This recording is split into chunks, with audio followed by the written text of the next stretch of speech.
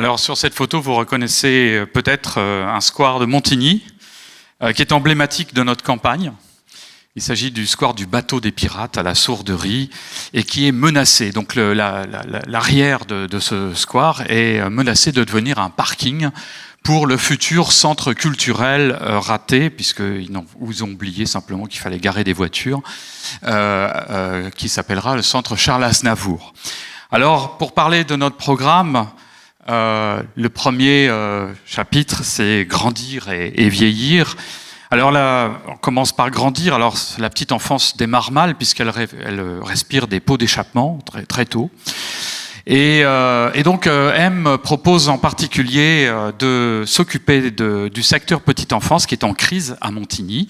Il y a eu un mouvement social récemment qui a été diffusé sur les médias nationaux, qui a fait l'objet d'un reportage dans un documentaire télévisé, et où il apparaît que la situation des personnels des crèches de Montigny est en véritable tension. Donc nous proposons de prendre en main cette question assez rapidement, le plus rapidement possible, pour soulager les équipes, et il y aura probablement du recrutement et aussi de la valorisation des carrières de ces personnels. Et puis on grandit, on passe à l'école, et à l'école on a parfois des projets qui n'aboutissent pas parce que la mairie n'aide pas forcément. Par exemple, à Montigny, il n'y a plus de classes vertes, plus beaucoup, très peu. Et on pourrait relancer des projets et aussi aider les enseignants qui le souhaitent, parce que c'est de la liberté pédagogique de l'enseignant, de travailler sur l'obtention du label Éco-École, qui a un cahier des charges précis et pour lequel nous pourrions être moteurs en aidant et en donnant les moyens d'accéder à ce label pour toutes les écoles de Montigny. L'école, c'est aussi un partenariat. C'est dans la loi, c'est la loi de coéducation qui indique que les parents d'élèves, les enseignants et la collectivité territoriale, la mairie en l'occurrence, sont partenaires, sont coéducateurs. Et dans les conseils d'école de Montigny, ça se passe de moins en moins bien, on va dire. Grâce aux assemblées citoyennes, on a appris certaines choses. Et en particulier que les élus ne voulaient plus répondre aux questions des parents parce qu'ils en avaient marre, qu'on leur parle d'une cantine pas bonne, des toilettes qui sont pas revues ou qui sont bouchées.